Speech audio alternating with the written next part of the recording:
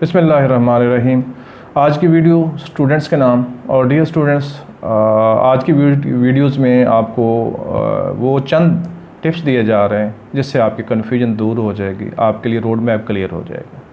पहली बात तो ये समझ लें कि करिकुलम और टेक्स्ट बुक में क्या फ़र्क है।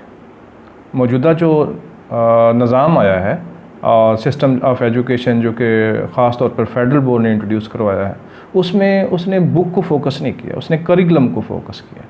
तो सबसे पहली बात तो ये है कि करिकुलम की भी एक कॉपी हासिल कर लें, बुक्स आपके पास मौजूद हैं।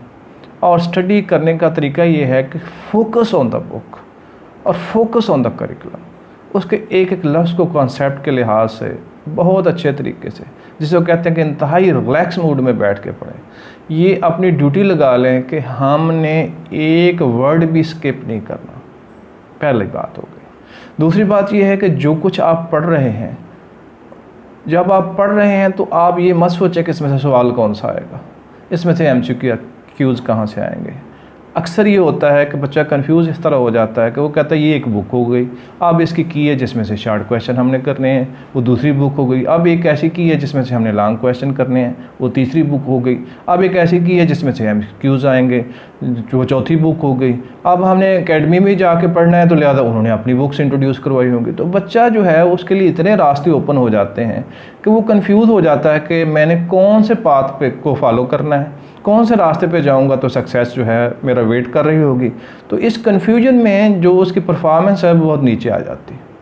तो इसका हल एक ही है, और वो ये है कि focus on the book and focus on the curriculum. आप इस बात को छोड़ दें क्वेश्चन कौन सा आना है, आप इस बात को भी छोड़ दें MCQs कहाँ से बने हैं। आप ये देखें कि जो चीज़ आप पढ़ रहे हैं वो आपको कंसेप्ट 100% क्लियर हो गया, और प्रैक्टिकल लाइफ में ये ऑलरेडी कॉन्सेप्ट जो है कहाँ कहाँ अप्लाई हो रहा है।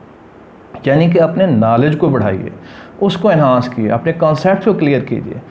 तो बाकी जहाँ तक रह कि आपके मार्क्स, वो इंशाल्लाह ताला आपको हर सूरत मिलेंगे, आपकी कामयाबी आपके पीछे दौड़ेगी। यहाँ मैं एक छोटी सी मिसाल जो है आपके लिए, अपने जो है 3 इडियट्स मूवी देखी होगी, उसमें आमिर खान जो है एक करैक्टर कर रहे हैं, और उसमें दिखाया ये गया है कि वो वाहिद बंदा है जो कि डिग्री के लिए नहीं आया, वो वाहिद बंदा है जो जॉब लेने के लिए पढ़ने नहीं आया। वो इसलिए आया है कि he loves learning.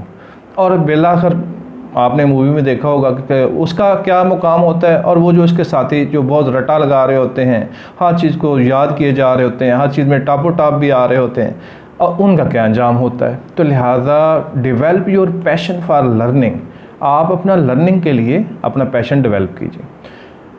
Next step ये है कि हर सब्जेक्ट को पढ़ने का तरीक़ाकार अलग है।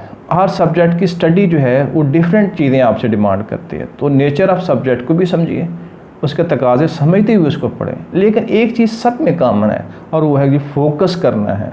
आपने कोई चीज़ स्किप नहीं करनी। जो चीज़ नहीं आती बगैर उसे हमने ऐसे नज़रअंदाज करके आगे बढ़ नहीं जाना, उसको पहले क्लियर कर लेना।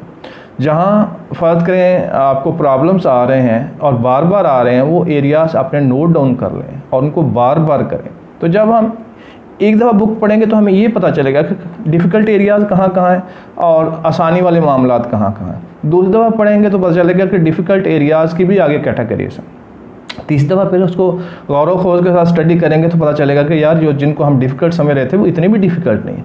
तो मेरा ख्याल है सारी किताब में से शायद 10 टॉपिक ऐसे होंगे जो डिफ़िकल्ट होंगे, और उसको किसी के साथ भी कंसल्ट करके क्लियर किया जा सकता है। टेक्नोलॉजी का दौर है, ऑनलाइन यूट्यूब पे वीडियोज़ पड़ी हुई हैं, वहाँ से कंसल्ट किया जा सकता है।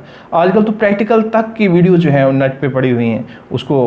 तो आज के दौर में मेरे ख्याल में स्टडीज़ में पीछे वही है जो कि ख़ुद पीछे रहना चाहता है। अदरवाइज़ ऐसा नहीं है कि उसे किसी सोर्स से इन्फॉर्मेशन ना मिल सके, वो ज़रूर मौजूद है।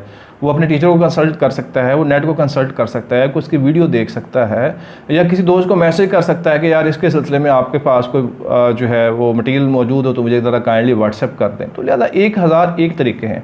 आजकल आपको लाइब्रेरीज में जाने की कहीं ज़रूरत नहीं, ऑनलाइन लाइब्रेरीज हर एक के पास मौजूद हैं। तो यू आर ब्लेस्ड पीपल, और इस चीज़ से मौके से फ़ायदा भी उठाएँ। मेरी कोशिश ये समझाने की है कि बच्चे सर्टिफिकेट या डिग्री लेने पे फोकस ना करें, बल्कि नॉलेज गेन करने पे फोकस करें। डिग्री और सर्टिफिकेट आपको हर सूरत मिल के रहेगा, जॉब आपको मिल के रहेगी, कामयाबी आपके पीछे दौड़ेगी। उस सूरत में जब आपके लर्निंग का कोई जवाब नहीं होगा। तो लिहाजा गुजारिश मेरी इतनी सी है कि तमाम तलबा से कहता हूँ, तमाम स्टूडेंट से कहता हूँ, से गुड बाय टू क्रैमिंग। आज का जो एग्जामिनेशन सिस्टम है वो ये कह रहा है कि आपके कॉन्सेप्ट क्या है और कंप्रीहेंशन क्या है, और आप उस कंप्रीहेंशन बेस्ड आगे एप्लीकेशन कर सकते हैं। अगर कर सकते हैं then you are successful. Thank you.